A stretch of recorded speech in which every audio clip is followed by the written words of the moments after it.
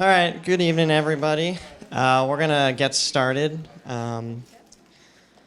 So, first off, my name is JCirelli. I'm an associate engineer at the Albany Public Works. I'm helping spearhead this street lighting evaluation. So, just going to go over a quick background on why we're doing this and what we're trying to cover with it before I hand it over to our consultant Clanton Associates, who are the ones performing the evaluation. So, there's always been a lot of questions about lighting. There's always been a lot of concerns about street lighting in Albany. It's something that's very common at our council and commission meetings. So after some time, we finally started putting together our citywide street lighting evaluation. So the goal of this is to kind of be intentional with our street lighting in the city, to more programmatically approach it. The street lighting evaluation's purpose is, first off, is we want to understand what kind of infrastructure we actually have out there. What does the lighting look like out there? And then, as of right now, we're moving into kind of, what do people think of the lighting out there? We know what's out there right now, but we want some opinions and feedback on what people actually think about this lighting. And ultimately, with this evaluation, we're hoping to understand programmatically how much it'll cost to maintain and operate and bring street lighting to a set standard. There's, unlike our roads and our sidewalks, there's clear-cut standards out there. That's not the same for street lighting. So, part of this evaluation is we want to set kind of a guideline for the city. And we're hoping to have some of your feedback help with that. And then ultimately, we'll be using this as a blueprint for going forward with street lighting in the city of Albany. So on that note, I'm going to turn it over to Dane. Great. Thanks. My name is Dane Sanders. I'm with Clanton and Associates. We're out of Boulder, Colorado. We've been in business for over 40 years, and our firm has been kind of on the leading edge of pushing sustainability practices with lighting. And outdoor lighting is a big part of that. And our company does a lot of writing ordinances to defining standards for the industry. We've done surveys like you're going to do tonight with thousands of citizens over the last 40 years. So we've done this in San Jose, San Diego, Anchorage, Salt Lake City. We do this work all over the country. Right now what we're doing is an evaluation. So this is the first step before us doing a full master plan to say where this is going to go. But we want to get some feedback of, lighting is such a visual thing that it's hard to talk about the metrics without actually seeing it. And our vision is so dynamic that we're still actually, the industry is still trying to learn about how we see at night, because our vision is changing from daytime vision to nighttime vision and this sliding scale. But this is our team, Clanton Associates, myself. Katie is here. She's going to be doing training you on how to take the surveys tonight. Kate is over here, and she's got a background in city planning and got her passion from lighting, from learning about the impacts of lights and health and other things. And Nick is with Avari, so they have done the entire streetlight inventory for the city, so we know exactly what streetlight is where and what condition it's in. And our fearless leader James, who just introduced this. So this is a street lighting and pedestrian lighting evaluation. So we're really talking about within the city's right-of-way. There may be other lighting issues you have experiences on trails or parks or things like that. This study doesn't actually that's not addressed in the scope of this work. This is about the streets. And as part of this, we want to get your feedback. So during our surveys, we actually want your specific opinions. So we don't want people talking about the lighting, saying, "Oh, I hate this," or "That's horrible," or "I love that." We want silence for the surveys. and so that we gather people's, each individual's actual opinions without being swayed by anyone else. So excluded from the scope, privately owned lights, lighting in public parks or schools, and right now the lighting ordinances typically deal with that private property. This is for publicly owned street lighting. We've already we've been working on this project since April, and we've already gotten all the street lighting inventory completed. As of May, we've been evaluating that and looking and doing lighting calculations and study of a lot of different data from this, because it's not just street lighting, or not just the street lighting inventory that Avari works on, but also overlaying all sorts of other data sources, such as crash data, pedestrians, bicyclists, things where are these incidents happening, to overlaying the city, just the different areas of the city, whether it's zoning, so that we have what streets are in what zones, commercial or residential, what's appropriate for these different areas. We've come out and measured a number of sites. How many people have gone through the website survey and filled out? So there's a survey posted on the website. Only 2 people? We've gotten like 90 responses. 90, was it 90 people or 90 actual entries? 90 entries, so that, okay, that may have been 10 people doing 10 different sites, but, so. I think we're at about 40 unique individuals. 40 unique individuals, okay. So that is still an option for you that's online, and I guess I don't have the link to that posted here right now, but if you want to give more information and go out and look, we measured 10 different sites around the city, and then those sites are part of that survey. You can go around and fill out your own opinions of those sites. So here we are. We've taken a look at we're about 50% right now with our evaluation, but now it's time to get this feedback from you all, so we understand what kind of light levels. We're going to test out dimming. We're going to look at different color temperatures of light tonight. And then we'll build that into finalizing our evaluation and present it to City Council in November, get final kind of comments, and finalize this by January. There's a lot of different topics that lighting kind of entails here. We have to be thinking about a lot of different things. Visibility and safety kind of go hand in hand a lot of times. But there's a lot of other things with, from design aesthetics to the impacts of light and health. Of course, we have to pay attention to costs. The city doesn't have endless budgets. How do we make use of that money effectively and look at phasing of projects and so we can prioritize those and spend the money in the best way possible. Razoo has to, well, not Razoo, but Jason, who's actually out there putting a light. Jason Fung from the Alameda County is the one that's responsible for maintaining all the lights. So we have to try to find things that are easily maintainable, long life. Of course, that's with LED has become pretty much the standard. But there are still ways we can lengthen the life of LEDs to make sure they last even longer. But we're also concerned about the impact on night skies.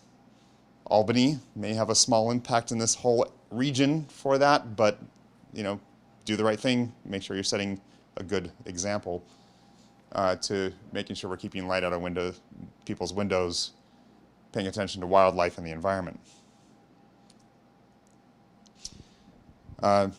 So we think that one of the best ways to engage people is to actually go out and look at it instead of talking about it in the room here.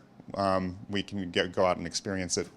So we've set up a few different sites. Some of them are just the standard lighting that's here already, and a few that we've changed out the street lights at a couple intersections and mid-block areas too. And then we're going to be testing out some of the dimming of these different color temperatures.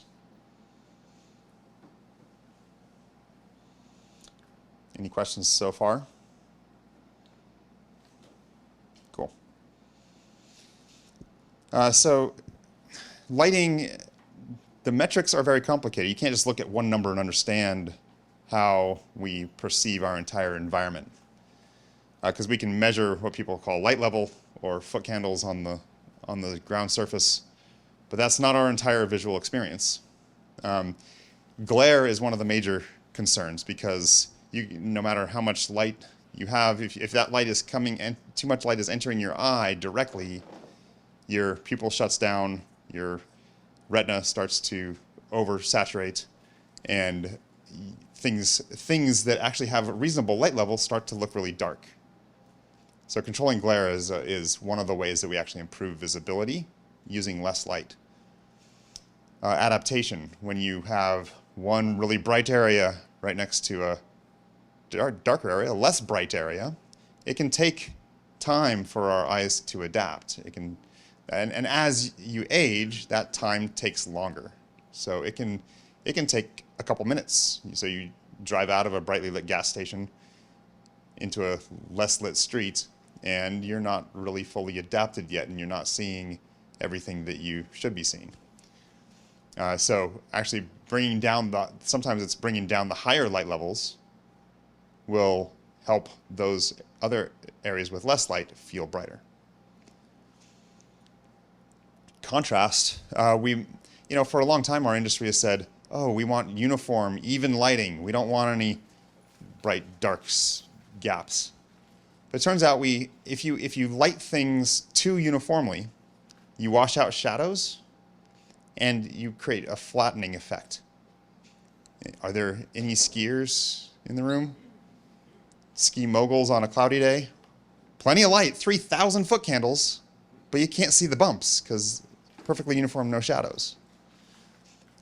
So actually having some contrast, some variation of light and dark, helps create contrast where you see positive contrast or negative contrast where people are either in silhouette or a brighter person in front of a darker street. Even in silhouette, the detection of that person can be increased, so you can see that there is something there. There is a person there, and actually in silhouette, sometimes that you see motion even easier. So perfect uniformity is not great. Too much bright and dark is not great either. We also have to pay attention to the spectrum of the light, what color content there is in the light. That if with poor color rendering, you can't see the color of the cars. I mean, if you just look at this car here, you wouldn't even imagine it might be blue. How many wavelengths of light are in the source is what creates this. So LED typically has much higher color rendering than the high pressure sodium lights, the orange lights that you have out here historically. Low pressure sodium was the worst. It only had one wavelength of light and you couldn't see any color at all. How many people have heard of this term color temperature? Wow. I mean, it's amazing how the internet and there's so much more education than there used to be on things. But so color temperature. Okay, so here's somebody that knows why is it in degrees Kelvin? Okay. Black body radiation. Black body radiator. Okay, so this ideal black body radiator is heated up, and whatever color it glows when it starts emitting light when it gets really hot is the Kelvin, the temperature in Kelvin of that source. So I think that like a flame, right? The blue flame is the hottest flame. So the bluer the light, the higher the color temperature. The orange light is a lower color temperature. But when we talk about this, we say, oh, that looks really warm. And this looks really cool. So the scale is kind of flipped from what our intuitive description of warm light and cool light is. Now, before LED, well, we had some sources. We had metal halide, other things that were maybe in 3,000 Kelvin, 4,000 Kelvin. High pressure sodium's down in like 2200 Kelvin. The orange light that you still have some of those on Solano. I think there's some on Masonic we'll see today. Before LED, like 5000 was unheard of. But all of a sudden, like LED has this blue LED chip with phosphor on it to make it white light. So there's this blue content naturally in a lot of the LEDs. And well, the less phosphor you put on it, the more efficient it was. So a lot of the first LEDs were in this 5500 Kelvin. Got a lot of people really not really happy with this blue light.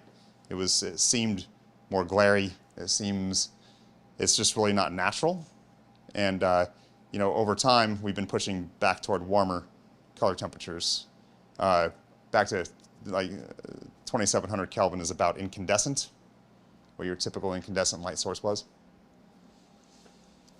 There's a few different color temperatures out that we'll be looking at tonight. So here's maybe some more common ones, and with LED we can span these different color temperatures from 2200 Kelvin, 2700 Kelvin, 3000. 4000 is kind of starting to go away a lot in a lot of areas. We're seeing less and less of that, and more ordinances pushing down toward 3000 or less. But color temperature is very different than color rendering. So that's the color temperature is what do we perceive the color of that light source?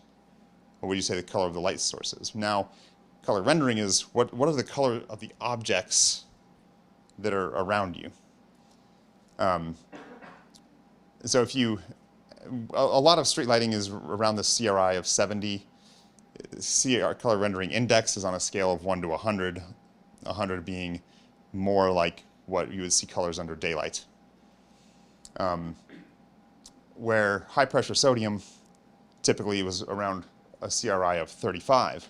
So you can only maybe see about 35% of the colors in that area and identify them very well. Where, at 70 you're seeing a lot better color. We are seeing LEDs can get up to 90 CRI, but that's typically in like museum quality lighting.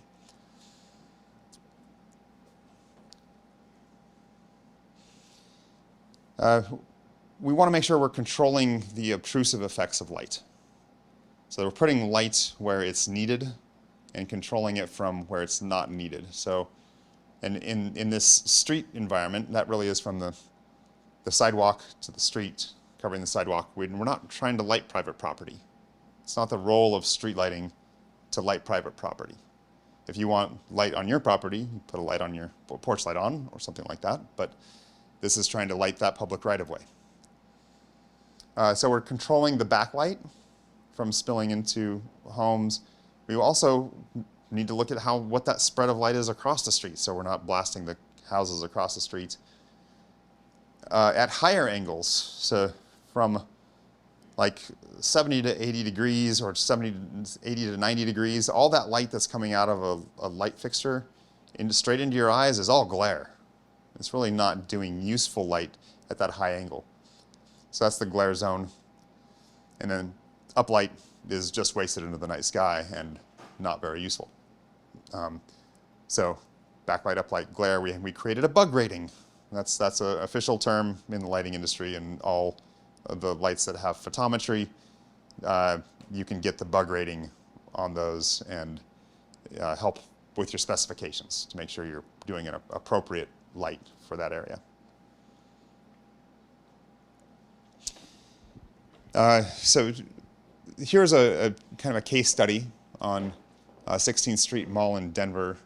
It was originally incandescent, but it had been fit out over the years with high pressure sodium, and there was a pretty high light level here. 3.5 foot candles is actually a pretty high level of illuminance at night. Has a 1800 Kelvin color temperature and a CRI of 28.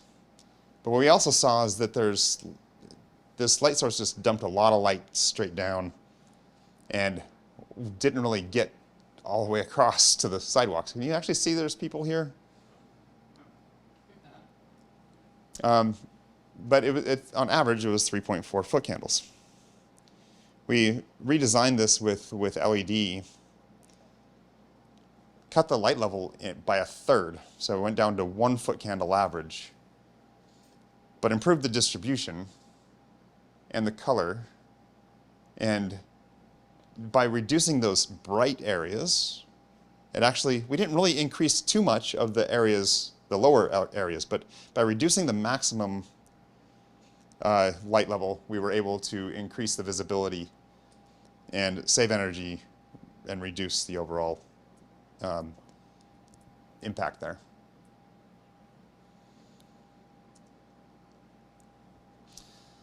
And light pollution, we talked a little bit about that. Here we are in a very urban area with large cities around. So we're probably, this Bortle scale goes from being able to see the Milky Way, rural skies, suburban, we're probably up around 6 or 7 in this Bortle scale in this area.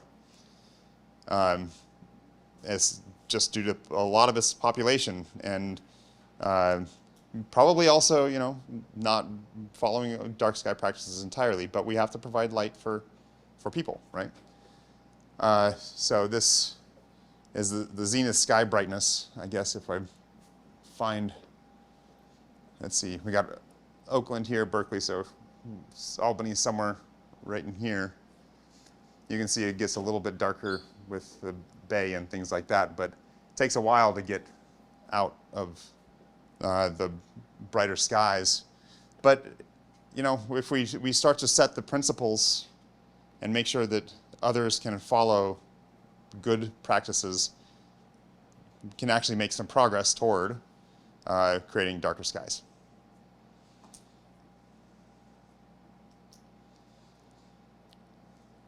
So we're looking at different types of light pollution. Overlighting is a concern as well, because light just going straight up from the luminaires is one component, but pushing too much light down on the ground, it reflects back up, and that actually increases the sky glow as well. Light coming out at that 90-degree, so some of the LEDs, like the light source is now right at the bottom of the luminaire. And if there is light coming out at 90 degrees, it'll still show up as like dark sky. But if it keeps traveling, that actually travels just through the atmosphere and actually increases sky glow more than light going straight up. There's actually more atmosphere to travel through to create more sky glow. So that high angle glare zone is something that is actually important for reducing light pollution, as well as reducing glare, which destroys our vision as well. But we're also looking at shielding luminaires, providing warmer color temperature. And do you need the same light level all night long? Are there times when really nobody's using the street? Not many people are using the street? Are there sensors that could, if turn the lights, brighten the lights when somebody's there? Those sort of technologies are still being tested. There's some that have been good, some have not been good. So we don't want Albany to be the test bed for that technology, but be capable of that technology when it's ready.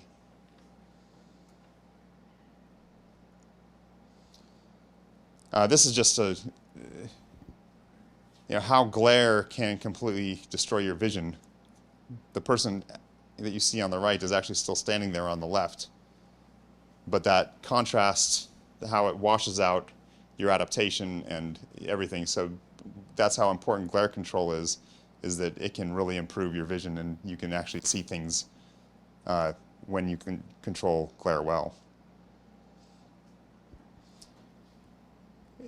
Sometimes we need to make sure that the luminaires here have shielding options, so that you can, if someone does complain about light trespass from a new light source, that you can go in and tune that to the streets and make sure that you're keeping that light within the right of way, not on private property.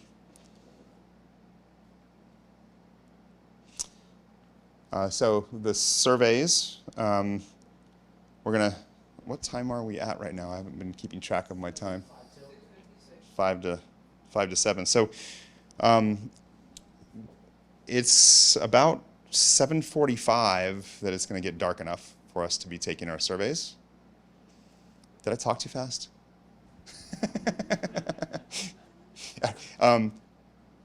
Before I go on, are there any questions? Yeah.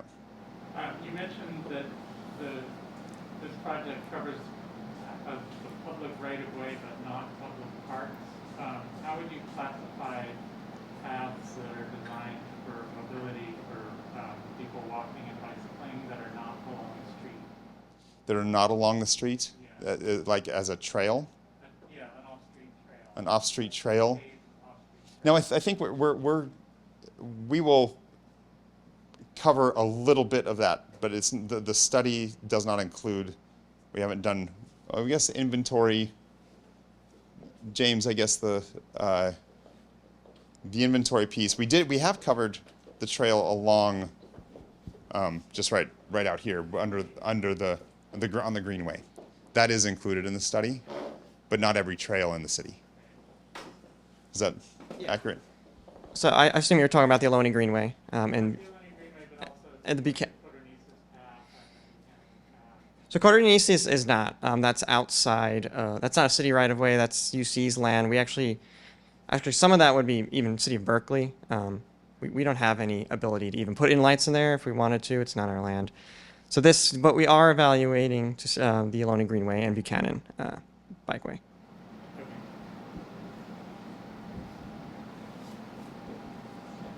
Any other questions so far? Yep. Yeah, can you talk about color rendering? Like where it's more important, where it's less important, or is it important everywhere, or what you've seen in the Yeah, I mean, I think to a certain level it is important, right? I mean, with the having, some people say like the more spectrum you have within the light source, the better color you see from the environment.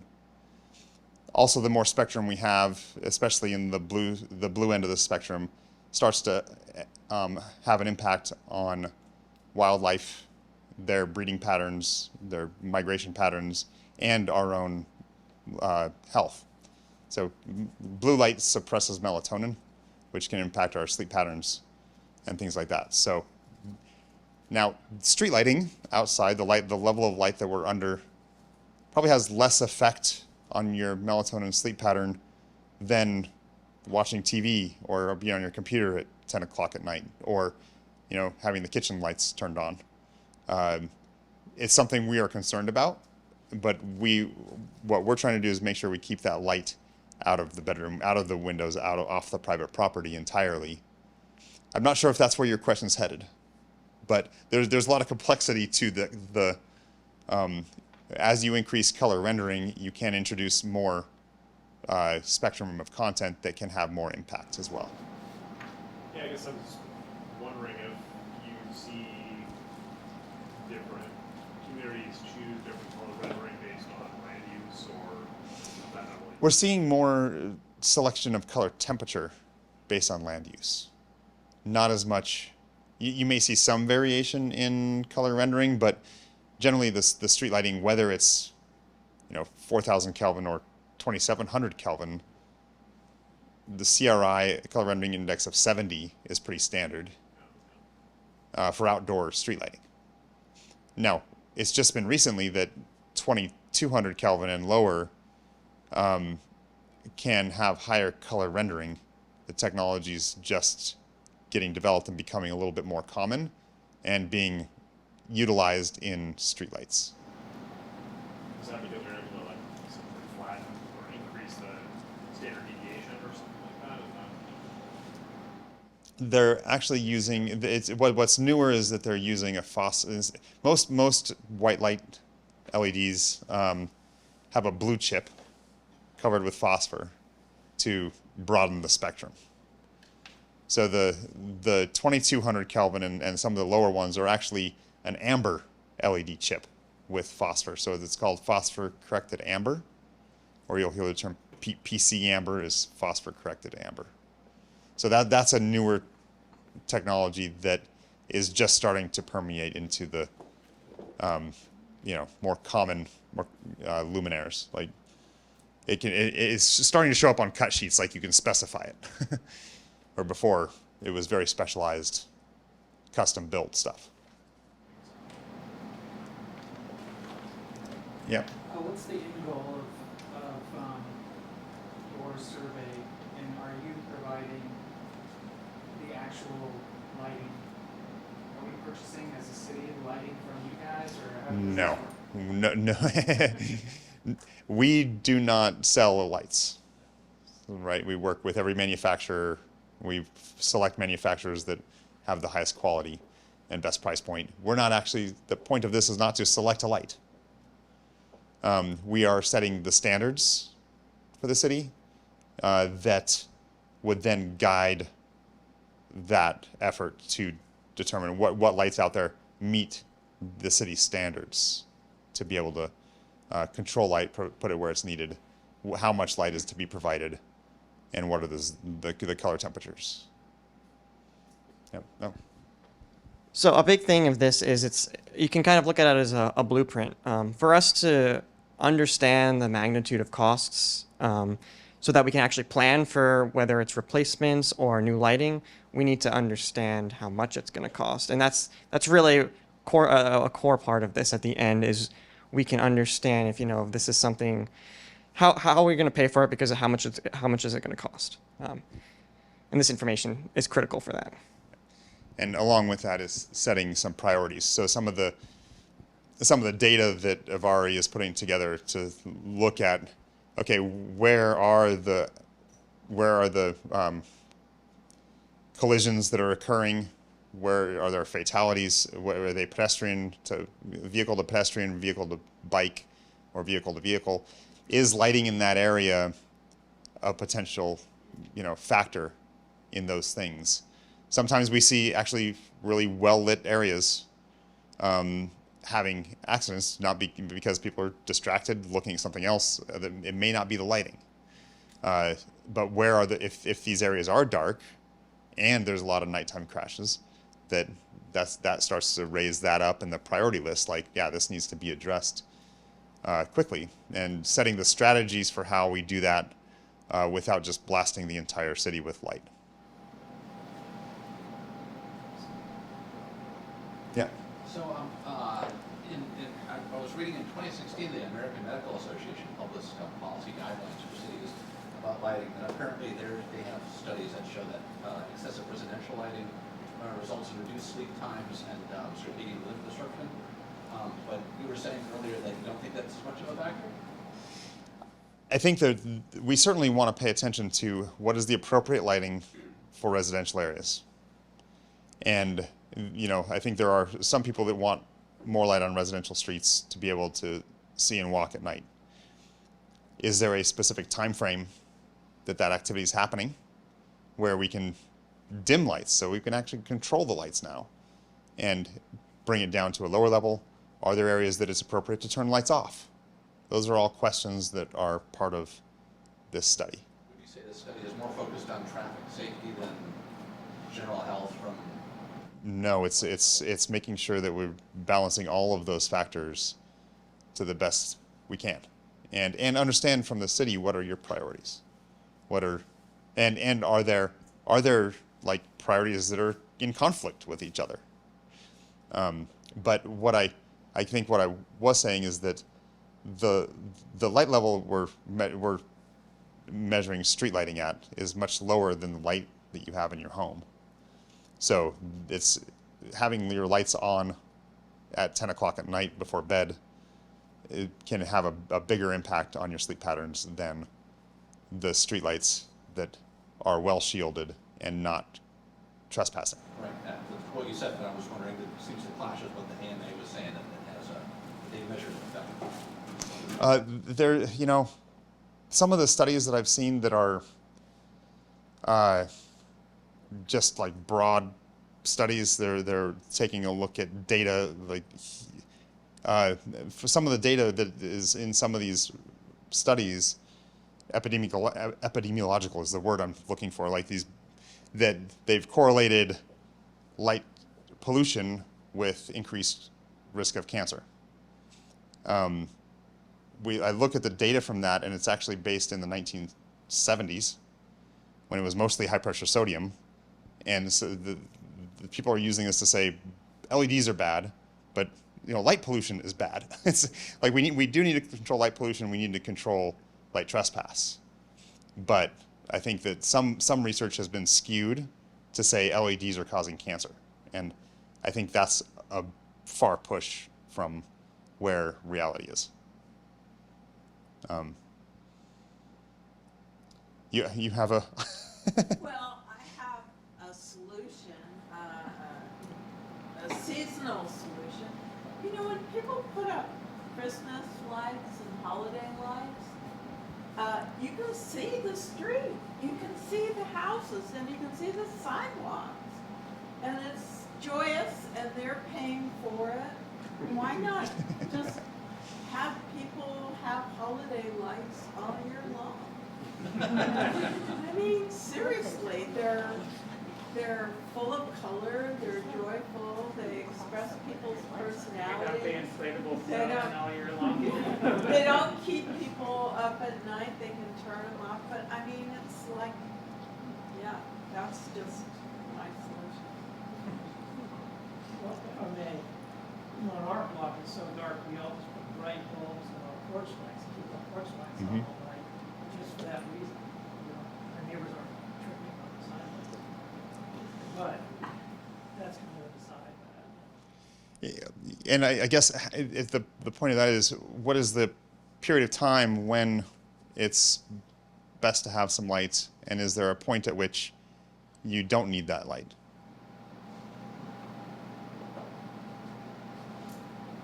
Any thoughts on that? Yeah. I'm coming late to the table here, so maybe this is already covered. So the survey's looking at street lights only, really.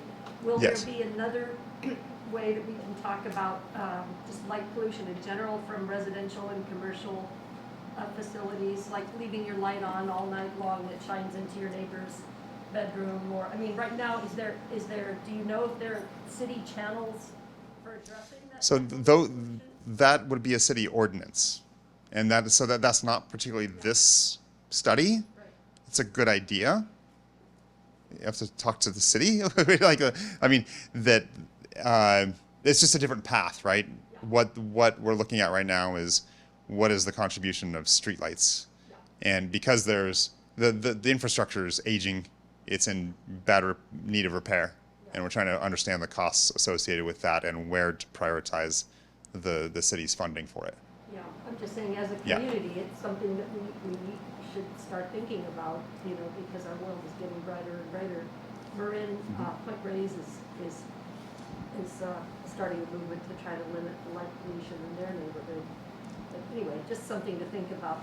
I mean, Yep. CVS doesn't have to be brightly lit with a huge sign all night long, it's- How do we light areas that are dark right now without adding to light pollution? Yeah. If it's well controlled, if all the lighting in the city were already really well controlled, well, it's already burning out and failing. So you actually have changing those lights out is going to increase the light pollution from what you have right now, because you have areas that are just really dark because the lights aren't really functioning properly. But it's making sure that we're doing that in a responsible manner, and I think that determining what time of night can the lights be dimmed and it still be safe and you can still see. So that's part of our study tonight too, is to see, how do you see under dimmed light? What does that actually look like? How do you experience it? You'll get to take your surveys on that. Yep. Is motion sensing also on the table for dimming and the non-dimming? The technology that we have studied, and we did a study with the Pacific Northwest National Laboratory on all sorts of different types of motion sensing technologies. And at that point in time, about 5 years ago, just total failure. They weren't working. They don't work well in bad weather conditions. They're not working in. Manufacturers couldn't even get them commissioned for the test. They weren't working properly for the test. So we're concerned. We don't want to put something up that's not there yet, but we know that there is progress in that technology. You know, so there's different. We know that passive infrared was not working. It works inside. It's not working outside. Microwave technology shows some promise, but they're kind of like too focused of a beam kind of sensitivity to sense somebody way down the street. Radar technology is another one that's being developed more now, and we're just learning about it. So, but if we make sure that the lights have the interface so that motion sensors could be put on at a later time, that's the kind of future proofing we're trying to look for. Yeah. Have you taken into account population age levels regarding lighting in general? Generally, older people have much poorer contrast sensitivity, and therefore they will complain more that there's problems with night lighting than a younger person. So is that put into the survey as well, the general age population, the age of the population? Before or after cataract surgery? I don't think that makes that much of a difference. It does make a difference, but the age does make a difference. So, this is why we're doing this survey, so that the people here can have a say in what they experience. We all experience light a little bit differently. Because people who have cataract surgery still have retinas that are not that sensitive at night. You're getting rid of some glare when you take away the cataract, but they still have problems at night.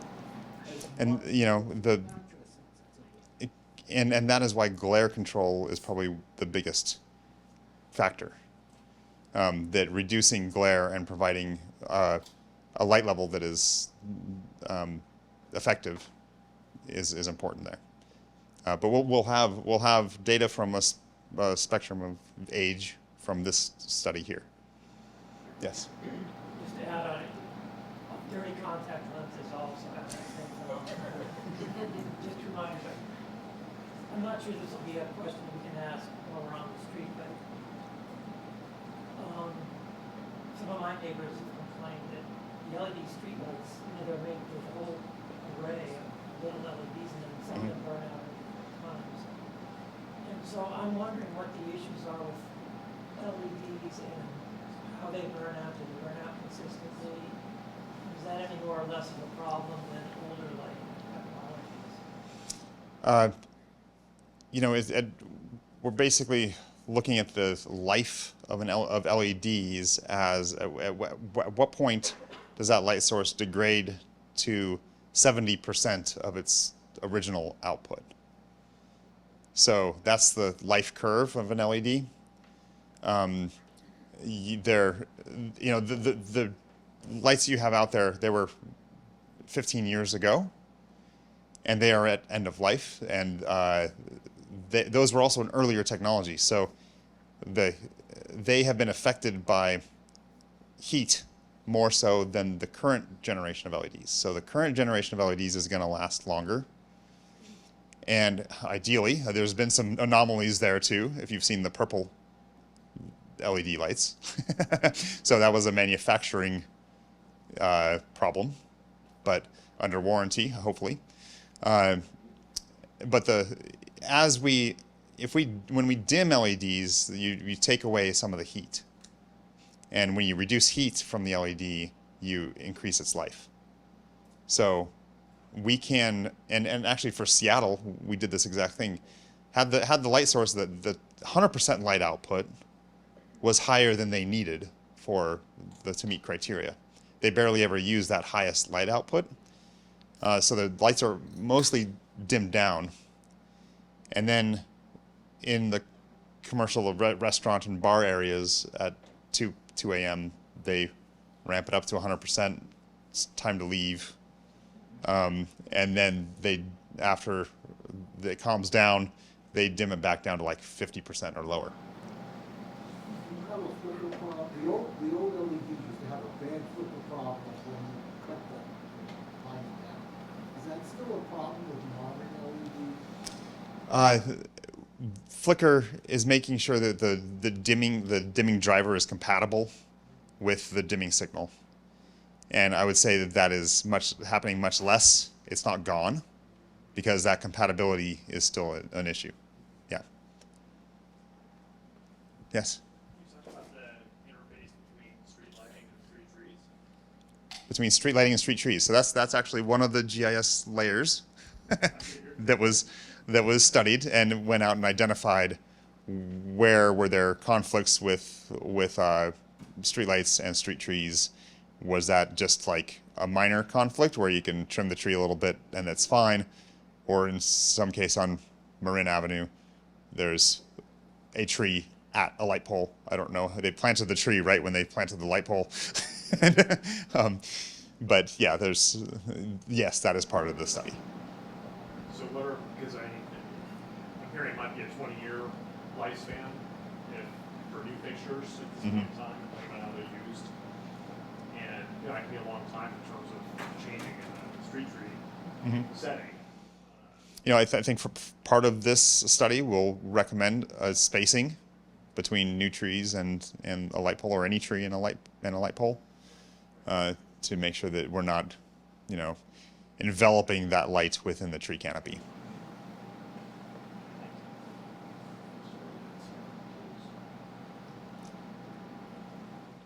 That was great. A lot of good questions. I'm not sure how much I have left in the presentation. It's just the survey training. Survey training, which is probably about time to get ready for that, right? 17. We have about, yeah, yep. Okay, so these are the sites. We actually have, how many people do we have now? We've got, are we going to end up with 6 groups, or do we still want to do the 4?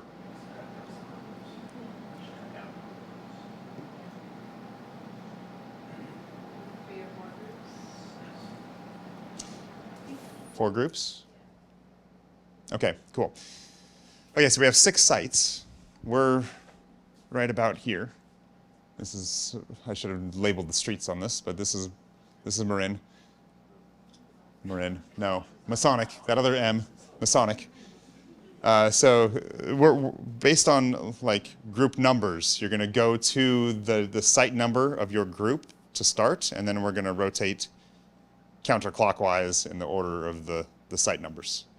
You're going to have a trained shepherd with your group to guide you to the next site. Make sure everybody's coming along. No talking during the survey about the lighting. Between sites you can talk about life and other things, but not about the lighting. When you get to the sites, some of these sites have 3 different dim settings. Between those dim settings, we're gonna, because the lighting control system is not intended to be like theatrical lighting controls that change really quickly. There's a latency in the wireless signal. So between dim settings, we're going to ask you to turn away from the light and close your eyes. It kind of recalibrates your vision a little bit so that what you're looking at next is not influenced by what you saw before. That could take up to 30 seconds in our experience, maybe 40 seconds between those dim settings. So you might be sitting there with your eyes closed for a little while. And Katie's going to walk you through the surveys and how we're going about this. I'm going to bring up, so how many people have their smartphones, feel comfortable using them at night? Does anybody prefer using paper for their survey? Nobody wants to use paper? You want to use paper? just to be the one. So we're using this. You can actually go to slido.com SLIDO.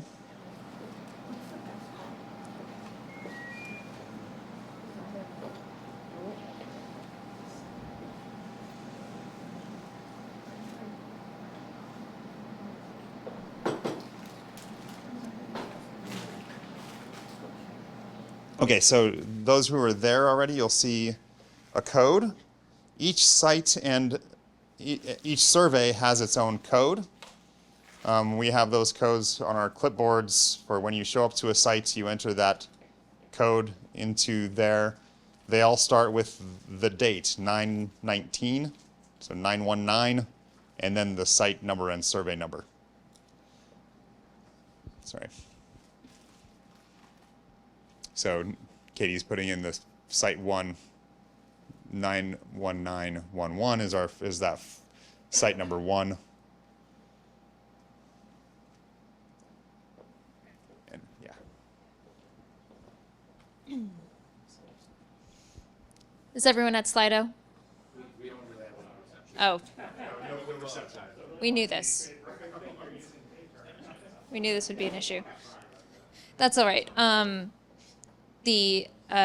Everyone who will be running the demonstrations will have QR codes, as well as codes on the back of their clipboards. So we've got a couple of ways for you to access the surveys. And if worse comes to worse, we have paper surveys in case your phone is deciding not to cooperate.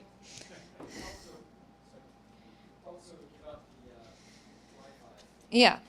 For those of you, if you want to sign in and get started, the Wi-Fi password for the Senior Center is 846, capital M Masonic, SC, capital S, capital C. And you need to do it for the one that says 5G, Senior Center 5G. If you don't do it for that one, then it's gonna like cut out the initial. So make sure you use Senior Center 5G.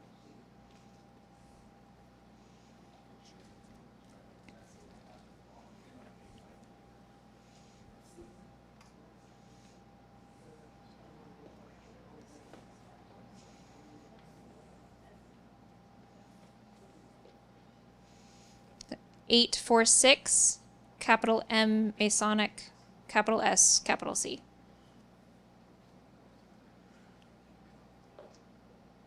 So. Do most of you get good service outside? It's just the building. Yeah. So Okay. we'll be able to sort it out at the first site as well to make sure. I'm getting 5G here. Oh. All right. How's everyone doing? Better? Yeah. Yeah. But we should enter a code at this point, or just wait until it? You can go ahead and enter a code, but don't answer any of the questions. So the code for site 1 is 91911. But we don't know which site we're gonna. Yeah, so once you get into this, you'll be able to see, you can then select, I think by clicking the 3 bars on the top left, you can access any of the sites. Yeah. So there's 3 ways to navigate between site surveys. There's the QR codes, the numerical code, which the administrators at each site will have. And then there's also this sidebar with these 3 bars where you can select. And then you just want to be very vigilant to make sure that you're filling out answers to the right survey. We also recommend turning on dark mode to try to limit how much your phone screen is affecting your adaptation, which will give you this dark background that we're showing here. Otherwise, the default is this very bright and painful. So if you keep dark mode on, it'll help the accuracy of our results. Do we have any questions so far? Yes? If we already filled out the survey online, is this the same? I mean, you don't know what survey I filled out, but we filled something out that we got a link to. Yes, this is slightly different. It's a completely different survey. Yeah. So this is not even interlinked with that other survey. Yeah. Very separate. the questions may be familiar, but they've been adjusted for this, is in particular because we're able to demonstrate the dimming and the different levels of light, which we can't do with the online survey. If we can't be there past 8:30, should we do part of it, and then is it okay to leave, or do we need to commit to doing the full, however long it takes? You can fill out whatever surveys you want. If you have to leave, just leave. Yeah. Tell Yeah. your shepherd you're leaving so that they don't think they've lost a person. Check out. Make sure your parent signs for you. Yep. Yep. Any data we can get is great. So you'll notice we've got things set on a numerical score from 1 to 5. We're looking to find everyone's Goldilocks zone. It's been a common theme. Everyone's different. Light, our vision in particular, is very subjective. And so the purpose of this is to get a sense of where people agree and where people disagree so that we can factor that into the decisions that we're making. It's an important part of the process for us. So for a lot of these questions, 3 is like your ideal. And we don't want you talking because we want your ideal. We don't want other people's opinions influencing your own. There are some, and I'm going to switch over to the paper survey. There are some questions where it's only a 3 to 5, and that's because there's not really any such thing as too little light trespass or too little glare. So we've adjusted the scale to go from a 3 to 5. And then this final question is a separate subjective question to just get a sense of like how your overall feeling of the site is. So does this process make sense to everyone? Go ahead. I don't know if I can give my opinion without asking my wife. Telepathically convey. If you don't know by now. No. So, and then finally, with Slido, we'll have preliminary survey results back here at the end of the survey. So once you finish, if you have things you want to discuss, that's the time when you can come back and start discussing your opinions of the lighting. And we can look over some of the results of the survey. Won't be fully vetted yet. Will be the first time we're seeing it as well, so it'll just be the raw data. Yep. All right. Well, I noticed we also had some latecomers too, and we've got some maps that we would love to have your input on. If you could get the opportunity to spend a few minutes to place some stickers so that we can collect that information.